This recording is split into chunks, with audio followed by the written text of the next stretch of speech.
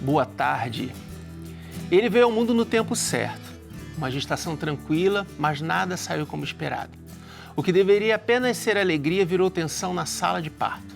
Silêncio, pressa, UTI, 5 dias de incerteza logo nos primeiros momentos de vida.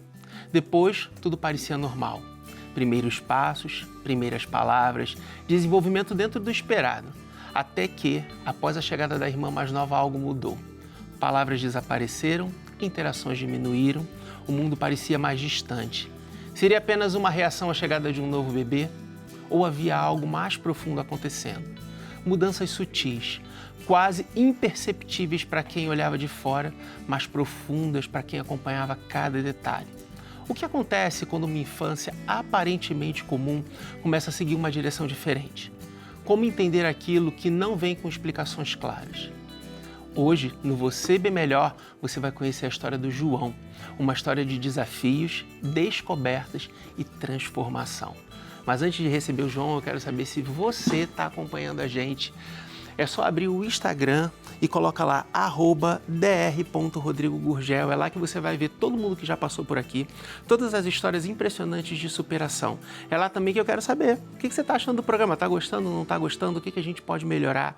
Quais são as histórias que vocês mais gostaram? E quais são as histórias que vocês gostariam de ver? E passou por algum momento de dificuldade para encontrar o seu diagnóstico? Manda para a gente a sua história. Aqui é o seu lugar, todo mundo precisa conhecer a sua superação. E agora, para a gente desvendar mistérios e conhecer a fundo mais uma história bonita, eu chamo aqui a Marina de Almeida, o João e a Marcela. Marina, obrigado por você ter vindo. João, obrigado. Marcela, obrigado por vocês estarem aqui dividindo essa história maravilhosa com a gente, aceitar o convite, com a certeza de que quem divide multiplica e não guardando, não se escondendo, porque o mundo precisa de pessoas assim. Com certeza. Obrigado, viu? Eu que agradeço. Vamos lá? Pode sentar ali no sofazinho. Isso. Vamos lá, eu vou começar pela mãe, né? Porque a história começou ali na sala de parto, né? Então, conta pra gente, Marina, como é que tudo começou? Como é que começou essa história que trouxe vocês até aqui? A gravidez do João foi uma gravidez muito desejada, né? Planejada. Eu falo que foi uma gravidez de novela, porque tirava soninhos no período da tarde, estava assim, numa vida muito boa, muito gostosa. Na época eu não trabalhava, né? Então, assim, foi aquela gravidez super tranquila, eu fiz todos os exames antes, acompanhei certinho, os 9 meses com a mesma médica. O dia que eu cheguei no pronto-socorro, em trabalho de parto, encontrei a médica que estava de plantão, então... Ótimo, maravilha. Perfeito, tudo né? Perfeito. E aí, começou o trabalho de parto, não nascia, e aquela coisa. E aí... Passou uma outra médica e falou, mãe, eu reclamei para ela que eu estava passando muito mal, né? Tava com muita dor, já não aguentava mais. Aí ela falou, a gente vai te encaminhar pro centro cirúrgico, só que não vai ser cesárea. Porque eu falei, eu quero cesárea, não aguento mais. Não quero dor. Já não aguentava mais de dor, porque eu sentia que não estava dando. E aí foi feito o parto normal, porque ele estava em sofrimento, ele entrou em sofrimento e a minha pressão caiu. Então, assim, do parto do João eu lembro de algumas coisas, não foi aquele parto bonito, né? Teve ali uma certa confusão médica, alguns deslizes. Quando ele nasceu roxinho, aí não respirou. E aí eles entubaram ele ali na sala de parto, né? Eu vi algumas coisas, meu marido viu mais, porque estava acompanhando, mas toda aquela correria, aquela aflição, e eu apaguei. Então, dali pra frente eu não sei. Aí ficou pelo que o meu marido conta, né, que aí levaram ele pra UTI, e aí lá fizeram todos os procedimentos necessários.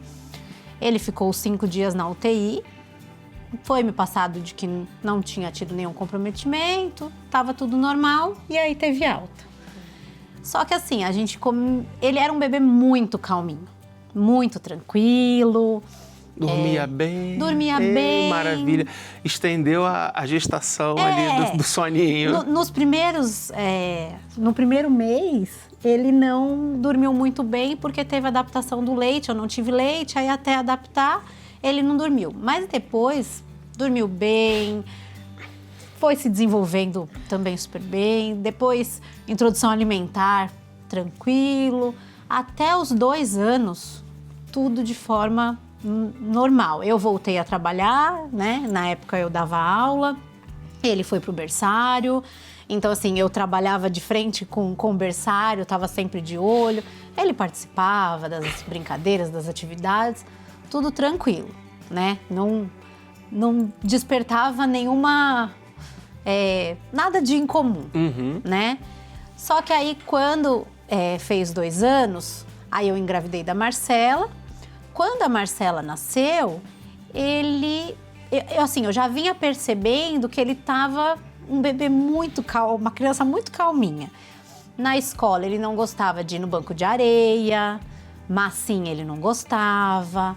Ele começou a recusar alguns alimentos, né? Então, assim, a gente já via que... Mas, tá crescendo, né? Já não é mais um bebê. Faz parte daquele momento ali dele, Sim. adaptação, algumas coisas tem coisa que gosta, tem coisa que não gosta. Então, não gosta de areia, não gosta de coisa muito pegajosa. A idade de ter um pouquinho mais de manha também. Aí eu falei, ele tá...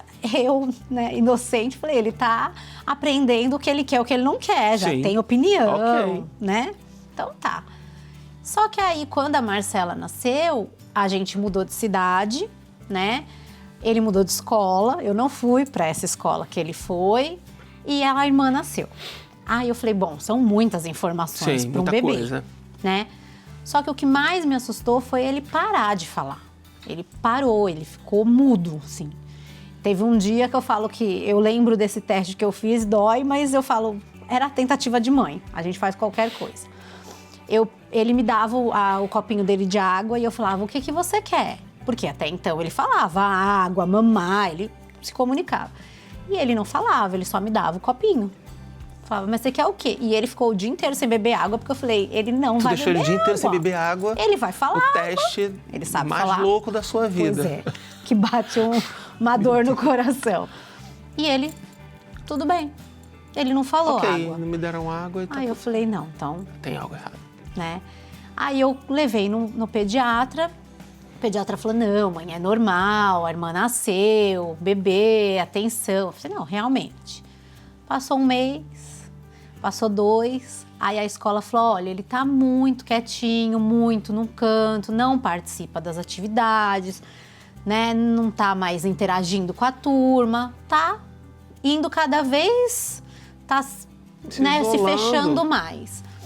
Aí eu fui atrás de uma psicóloga, falei, a gente precisa, se for ciúmes, a gente precisa, né, cuidar desses ciúmes. Você foi pelo mais óbvio naquele momento, pelo que você estava vendo. Aí passei no pediatra de novo, falei, doutor, o que o senhor acha? Não, mãe, é normal.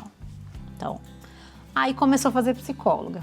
Ele ficou 4 meses fazendo psicóloga, assim, sem interagir nada com a psicóloga. Eu junto, era eu, a psicóloga e ele. Ele brincava comigo, mas não interagia com ela. Com a Marcela, ele tinha uma interação muito boa. Então, ele fazia carinho, ele, né, ela ia dormir, ele fazia carinho nela, ele cuidava dela. Então, eu sempre estava falando a neném. E eu via que, assim, não existia uma briga ali, né? Não tinha começou aquilo que você construiu começou a ruir. Sim. Não é isso? Eu falei, não é um ciúmes, porque ele deitava com ela, então, vamos assistir um desenho, eu colocava, os dois ficavam ali no desenho. Então, não era nada com ela, né? E ele cada vez mais distante, até da gente foi sumindo o brilho. Né? O brilho foi perdendo, o brilho de criança, as brincadeiras, as atividades, assim, eu percebia que... Nossa, e aí, como é que deu essa virada? Então, aí foi. E eu ouvia muito assim, isso é coisa da sua cabeça, né? Você tá procurando o que não existe. Mas uma criança saudável. Eu falava, gente, mas é em casa, nas 24 horas que a gente começa a ver, né? Aí ele começou a fazer a psicóloga encaminhou para fono, começou a fazer fono, aí a gente voltou para São Paulo, né?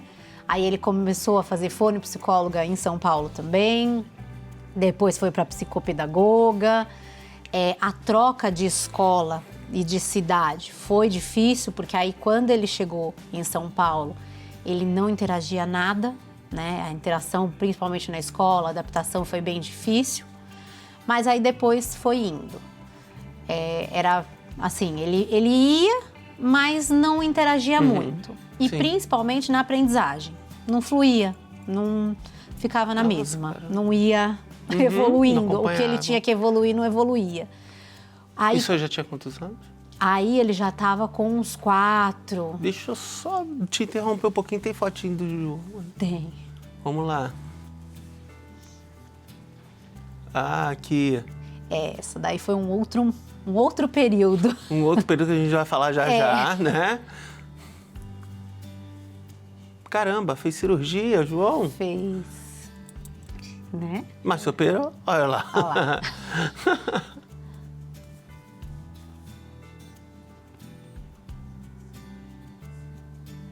Vamos lá. Olha o João pequenininho. Foi o momento logo após o nascimento. Isso, o nascimento. E aí ele tinha quantos anos? Aí ele tinha uns 2 anos. Ali era ele pendurando a chupeta na E árvore. ele ia quando sair ele depois da largou. turbulência, né? É. Vamos fazer o seguinte, já a gente vai comentar, que eu quero saber desse momento ali de dificuldade, tá legal? Você de casa, sai daí não, a gente vai pro intervalo comercial e a gente volta já já. Estamos de volta aqui nos estúdios do Santuário Nacional com o programa Você Bem Melhor. E para me ajudar a desvendar o diagnóstico e falar um pouco mais do que o João trouxe para a gente, eu chamo aqui a neurocientista Bruna Bassico. Bruna, mais uma vez, muito obrigada por você estar aqui dividindo com a gente o teu conhecimento, falando bastante aí sobre todos os temas que a gente sabe que você faz sempre com brilhantismo. Obrigado, tá? Muito obrigada. Fala pro pessoal de casa onde a gente te encontra, como é que a gente faz para te achar. Você pode encontrar no Instagram, Bruna Bassico, neurocientista, e também no canal do YouTube, Bruna Bassico, neurocientista, para cuidar de você e da sua família através da neurociência. Obrigada. Maravilha, imagina, vamos lá? Fica à vontade. Obrigada. A gente vai fazer Olá, o seguinte, tudo bem? para a gente falar já e ficar um pouco mais à vontade para falar sobre o João, né, e o saber mais dessa história. Vamos ver qual é o diagnóstico do João. Projeta aí para mim, transtorno do espectro autista, né, que é o TEA, ou TIA, como é que fala? TEA. TEA. Então tá bom. Então vamos lá. Antes da gente explicar sobre o transtorno do espectro autista, que é algo que muito se fala hoje, mas assim, incrivelmente, nós não tivemos aqui ninguém que trouxe essa história, embora seja muito difundido. Por isso que no início eu te agradeci, porque você veio aqui, porque as pessoas ficam meio melindradas de falar. Eu queria só que você dissesse em que momento veio isso, que aí depois eu peço para a Bruna explicar. Então, aí quando ele começou, foram 2 pontos assim que acho que foram cruciais. A seletividade alimentar, né? Então ele tinha uma seletividade alimentar muito grande. Como assim? Que Ele só fazia? comia arroz e batata. É mesmo. Outra época ele só comia arroz e quiabo. E uma época assim. Períodos. Entendi. Outra época só arroz e peixe. Então assim, era só aquela comida. E você podia deixar sem comer. Ah, não. E aí que eu ouvia muito dos médicos. Mãe, deixa sem comer. Se tiver com fome, vai comer. Não comia. A mesma história da água. Sim. Não me pediu a água, ele não comia. Se eu não desse o arroz e a batata, ele não comia outro alimento. Então era só aquilo. Não experimentava nenhum tipo de alimento. Às vezes a gente jantando, se ele visse algum alimento que ele não gostava na mesa ou algum cheiro, ele saía da mesa. Ele não ficava.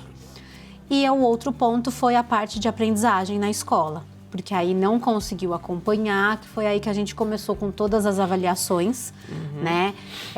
Primeiro ele fez todos os exames neurológicos, tudo, aí depois a gente foi para a avaliação neuropsicológica para chegar no diagnóstico. A gente chegou no diagnóstico por volta... O primeiro diagnóstico foi aos 5 anos, que eles diagnosticaram com TDAH e hipótese diagnóstica para autismo. Aí, com 7 anos, o diagnóstico do autismo. Com 9, foi confirmado, né? E aí com 11, agora recente, né, final do ano passado, o autismo e a deficiência intelectual, né, que é a parte de aprendizagem. Eu falo que o João é uma criança que hoje ele interage bem, ele conversa, ele vai em festas, em eventos, ele não se incomoda, mas a parte de aprendizagem para ele hoje ainda é bem difícil. Entendi.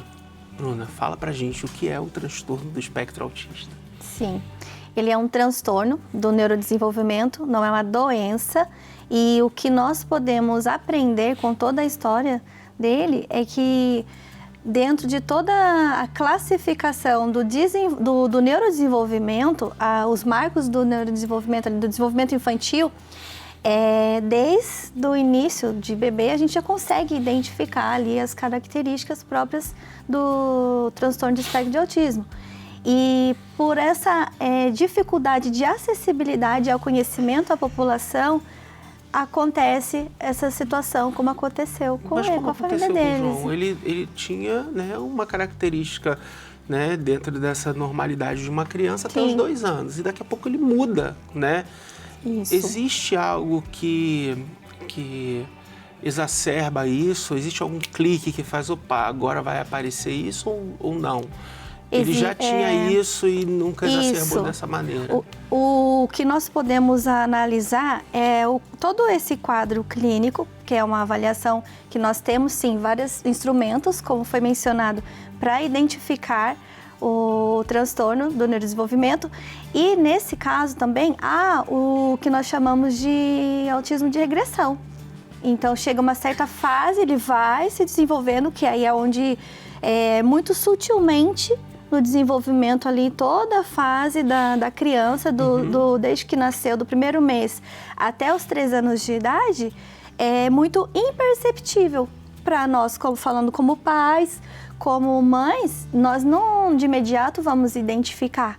E aí, como profissionais, a gente já tem essa expertise, esse olhar, e aí vai acompanhando. Então, acontece, sim, em casos de haver esse episódio que deixa bem acentuado essas características que são próprias do autismo. Marina, e aí, quando vocês receberam, fechou o diagnóstico, você falou foi 5, 9, e aí, como é que foi isso para vocês? Eu falo que assim, a cada diagnóstico que a gente ia recebendo, confirmando, a gente ia, não assim, relaxando, mas a gente via que tinha uma justificativa. Palpável, né? Então é isso, né? Porque é muito difícil você lidar com uma dificuldade, a gente vê que ele tem uma dificuldade, mas o que eu posso fazer? E essa complexidade, porque ao receber esse diagnóstico gera toda uma expectativa, como vai ser daqui para frente, na verdade? Além da quebra, né, do filho perfeito, que a gente fala muito sobre maternidade, fala sobre o luto materno, né? Eu acho que é o medo do futuro. Para qualquer um dos dois tem o medo do futuro, porque a gente não sabe o que vai acontecer, mas a gente sabe que vai ser muito mais difícil, né? Vai ter mais dificuldades, vai ter impasses, vai ter bullying, né? Então, esse medo é muito maior, né? Todos os diagnósticos, cada diagnóstico que foi surgindo, que foi confirmando, eu acho que o mais difícil foi o da deficiência intelectual, que né? Foi o último. Foi o último, porque a gente sabe que realmente aí o impacto é muito maior, né? Quando a gente para pensar, né, na vida dele, desde quando nasceu, a gente já vê sintomas, né? Já vê ali você quando características. Parou para pensar, tinha isso, né? Era algo incomum, mas eu não via como incomum, né? Sim, todo o extremo né? Tem que ser ali, na média, todo o extremo. Então, a criança agitada demais não é bom, mas a criança calma demais também não é bom. Então, foi o que eu falei, ele era um bebezinho muito bonzinho, ele não chorava. Você punha ele sentadinho no berço ali, ele ficava brincando por horas. Aí você fala, ali já tinha... Algo né? que acreditava-se que era só para Era uma criança que você dava um brinquedinho, ele ficava com um brinquedinho. Então, ele não explorava. Entendi. Ele não era agitado como outras crianças. Agora que você descobriu a questão intelectual, como é que você conduziu daí para frente? Porque ele já tinha um amparo, pelo que você está falando, né? Sim. Ele faz terapia desde os 2 anos de idade. Eu mudei completamente minha vida, e fui estudar, fui conhecer, né? Fui atrás, porque eu falei, a principal terapeuta é em casa, né? Ele pode fazer 500 terapias por semana, mas se em casa a gente não estruturar toda a casa, toda a família, toda a rotina, nada vai funcionar, né? Então, assim, eu fui atrás, aí a gente intensificou as terapias, a gente reestruturou a rotina, aí fui cobrar da escola, para que todo o círculo que ele, né, toda a sociedade, a parte da sociedade que ele convive, esteja estruturado dentro das necessidades dele. Então, hoje ele tem uma auxiliar na escola que ajuda ele, agora ele foi para o 6º ano, então vários professores, outra rotina, então está se adaptando. Então, assim, a gente tentar deixar tudo mais estruturado para que fique confortável para ele. E levando isso para ele de uma forma muito consciente, né? A gente tem um videozinho dele falando. Põe pra gente o videozinho aqui do João. Fala, gente, tudo bem? Agora eu vou falar sobre as minhas dificuldades. Eu tenho dificuldade de falar BR, eu não sei copiar a letra cursiva, eu tenho dificuldade nessas coisas, eu não sei, às vezes, me controlar, às vezes eu não sei fazer isso. Sim. E é isso. Tchau, beijos. E eu tô vendo o João calado aqui, o João fala pra caramba. Gente, eu vou perguntar pro João, não perguntar, só falar de futebol que você vai ver que ele vai falar horas. Isso, então isso aí vai dar problema, vamos deixar pra depois que a gente terminar a gravação. É esse o segmento mesmo do tratamento, né? Dá pra ver que a Marina tá fazendo tudo de forma correta, é esse o suporte. E o que se espera em relação a essa questão intelectual? Sim, hoje a neurociência ela possibilita o que há anos atrás não era possível, que um professor, um profissional da educação tivesse essa acessibilidade ao conhecimento de neurociência para entender como o cérebro aprende. Sim. Então, essa esperança de quando a família recebe a questão do diagnóstico de deficiência intelectual, muitos medos são colocados, e essa assertividade de procurar aprender, de entender o que vai ser melhor para os seus filhos, é o caminho. Sim. E aí, junto com profissionais que estão sempre à disposição, se capacitando, para quê? Para que a gente vença esse mito de que porque a criança tem deficiência intelectual, ela não vai aprender, ela não vai conseguir ler, escrever. E isso é um trabalho de neurocientistas que caminham na contramão daquilo que a gente vê, o padrão da ciência que se estagnou, e até uma maneira de conduzir com monopólio o paciente. Então, essa ruptura de entender todo o funcionamento do cérebro e que a criança, mesmo com a deficiência intelectual, ela é capaz de aprender. Basta que nós possamos nos apropriarmos desses conhecimentos que é de base de funcionamento ali dos neurônios, melhor comunicação através de estimulações cognitivas. Nas terapias, os profissionais terem essa troca entre eles do como é que está sendo acompanhado cada etapa das sessões, das terapias, e não ficar só na monoterapia, né, doutor? Esse caminho é correto, é de eficácia, que nós, daqui para frente, precisamos colocar à disposição de todas as famílias esse conhecimento, como muito o senhor faz aqui nesse programa, de levar essa ciência e desmistificar que é só para alguns. E a questão do autismo e da deficiência intelectual, que aí vem com suas comorbidades, o caminho mais correto é a gente jamais limitar o que o outro pode ou não aprender. É estimular, cuidar e ir fazendo as adaptações durante o caminho, porque todos nós somos capazes de aprender. Com certeza, perfeito. A gente tem 2 perguntinhas aqui, vamos lá. Carolina Mendes, Juazeiro do Norte. Boa tarde, doutor Rodrigo. Meu filho tem 2 anos, é ativo e entende o que falamos, mas ainda não começou a falar. Isso tem me preocupado e fico em dúvida se é apenas o tempo dele ou se precisa investigar melhor. Isso pode ser um sinal de autismo ou cada criança tem o seu tempo? Cada criança tem o seu tempo em didática de aprendizagem, modo como vai se descobrindo como aprende. Mas todos nós temos o mesmo relógio biológico, neurobiológico em funcionamento. Aí nós já identificamos um atraso na fala, que é uma das características do autismo, que pode ou não ser, porque há casos em que a criança apresenta essa apraxia de fala e não é transtorno do espectro de autismo. Com essa avaliação mais robusta da avaliação clínica, da parte médica e também dos profissionais que entendem de funcionamento cerebral através da avaliação neuropsicológica, nós vamos sim desmistificar e tirar essa dúvida da família com rigor científico. Então, você pode ficar tranquila que o caminho é esse.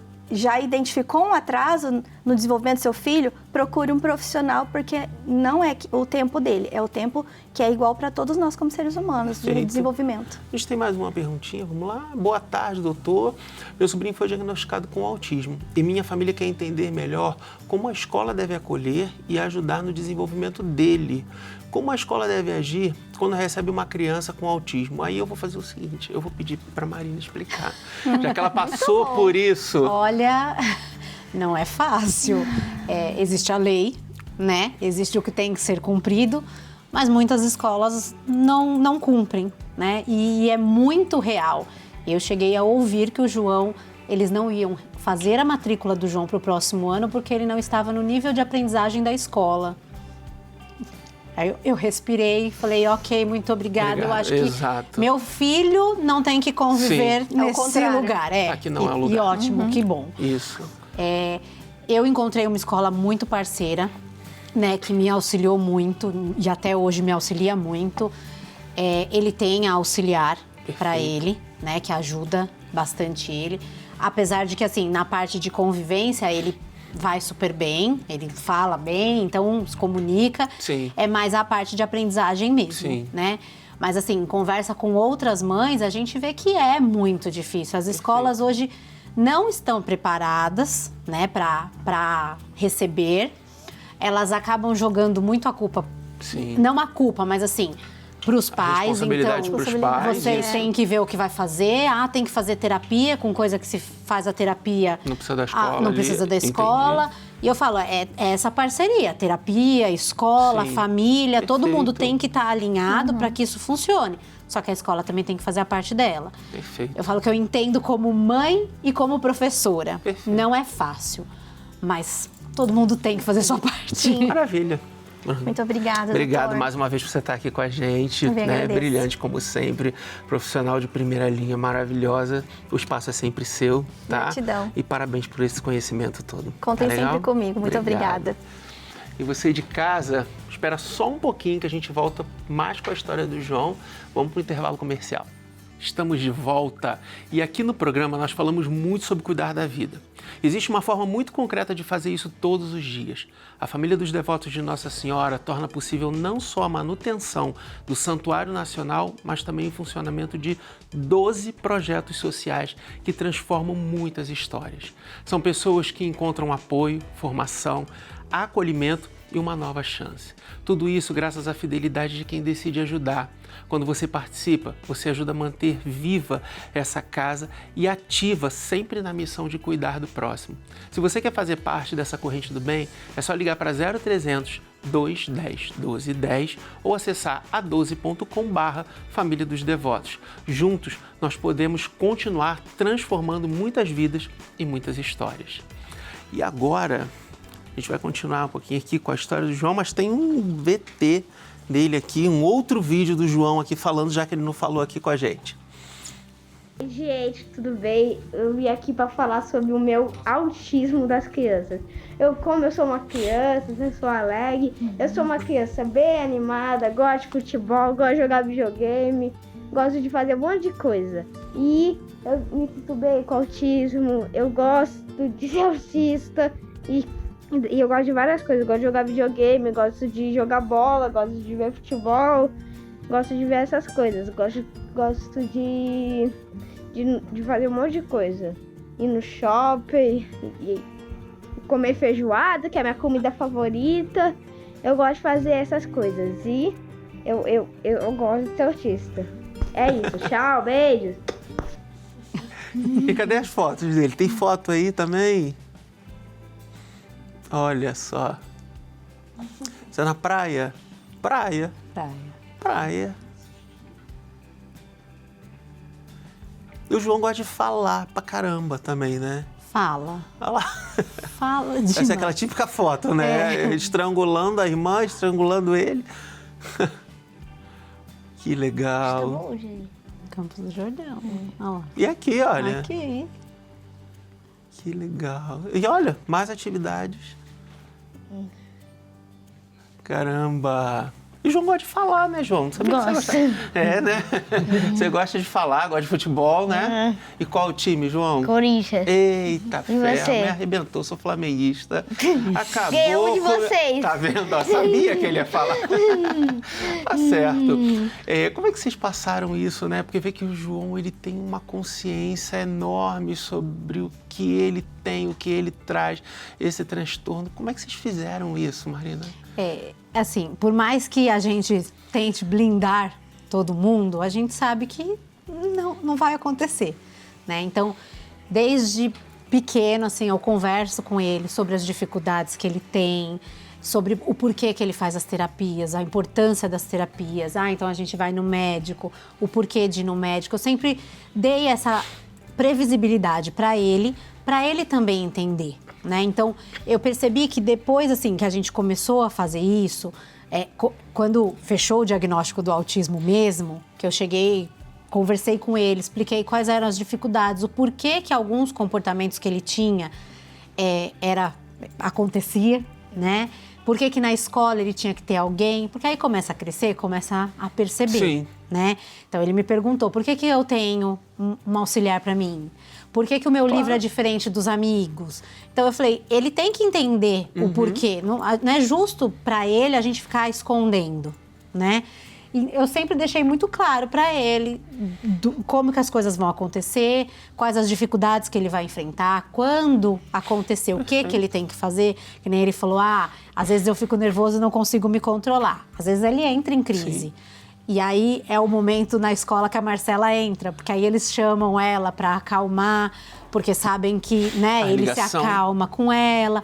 Então, assim, a gente tem que mostrar que, independente, se um dia entrar em crise, tudo bem. Sim. Mas ele tem meu apoio, tem o apoio da Marcela, tem o apoio do meu marido. Então, assim, a gente tá aqui para te ajudar nessa dificuldade. Qualquer dificuldade que ele for enfrentar, a gente tá junto para... E você teve um outro diagnóstico também de autismo na família?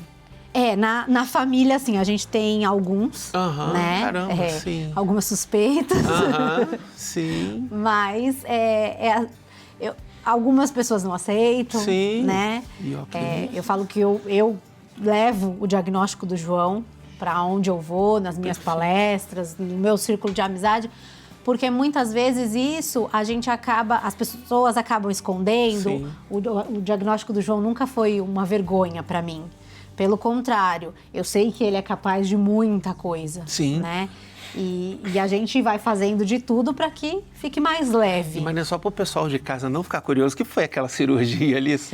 Aquela cirurgia foi eu falei, a gente vai falar e está chegando no final do programa e a gente não falou ainda. Ele tem um problema com o cabelo, então ele não gosta do cabelo. Eu vou pôr para cá, tá?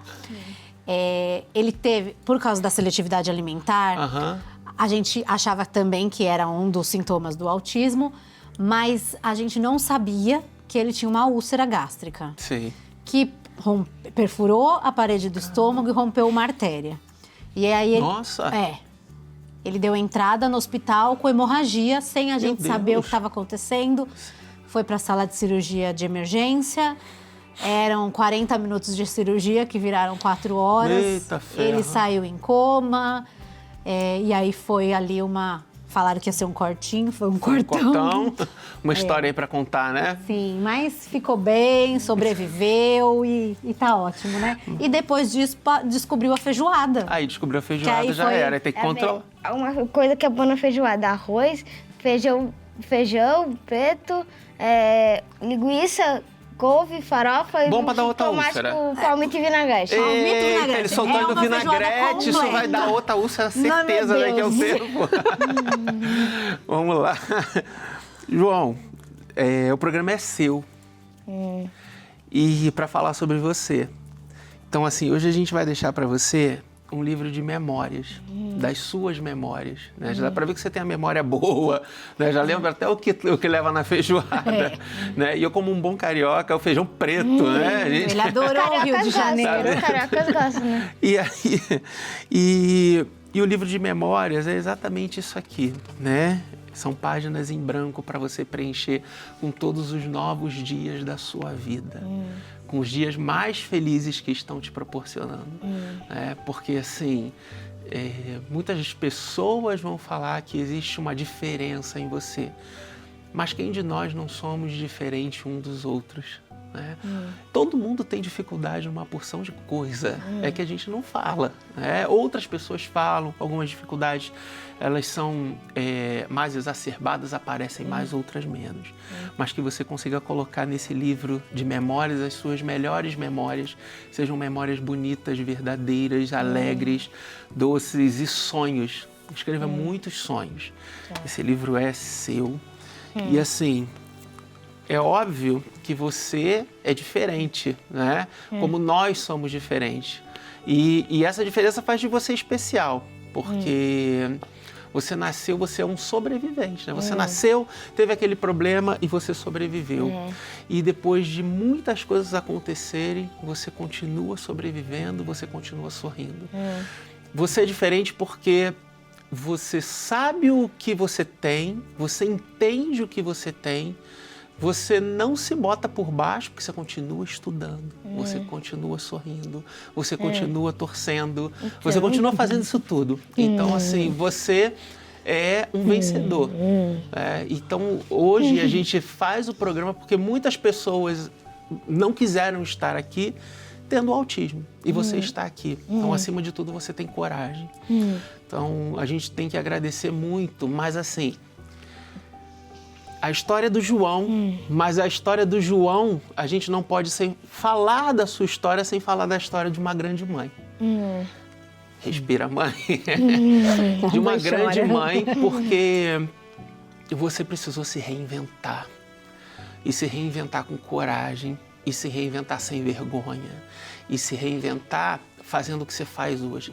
Para mim, Marina, você é brilhante, como eu falei aqui para nossa profissional, para a Bruna, você é brilhante porque você conseguiu trazer isso para o mundo e para a gente de uma forma tão normal, porque a gente escuta muito autismo, né? E você trouxe o João de uma forma normal, que é o que ele é. Então, é brilhante ver o que uma pessoa com coragem é capaz de fazer, o que uma pessoa com vontade é capaz de fazer, o que uma pessoa com amor é capaz de fazer. E no momento que o João foi sepultado e ficou caladinho, você ressuscitou o seu filho.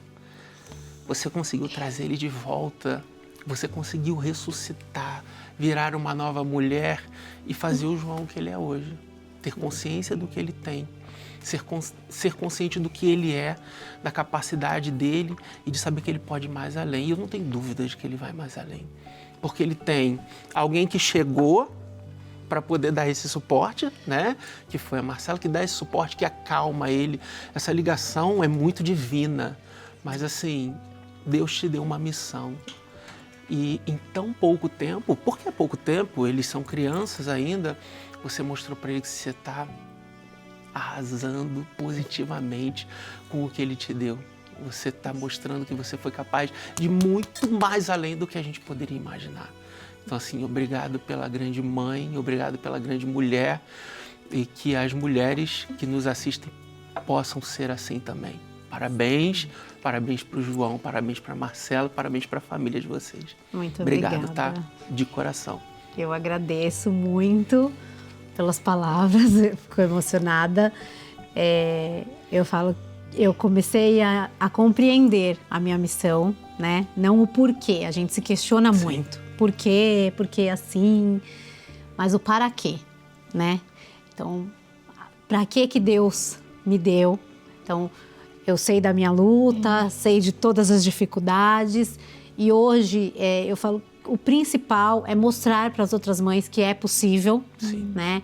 Tome posse tome a direção desse tratamento, Sim. do que é seu, o filho é seu, então lute por ele, vai atrás.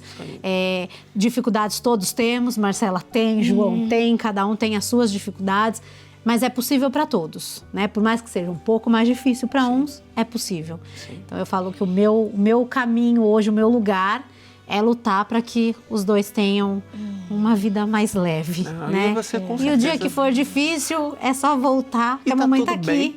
É isso A aí. gente vai lá, dá um jeito, briga, Maravilha. mas vai. E você vai ser vitoriosa em todas as suas conquistas, todas as suas etapas, não tenha dúvida disso. Obrigado. Agradeço. E você de casa, encerramos mais um Você Bem Melhor, com emoção lá em cima, com uma história de superação. E viu, não existe anormalidade. Tudo é normal quando a gente olha com os olhos cheios de amor. Até semana que vem, fique com Deus. Tchau, tchau.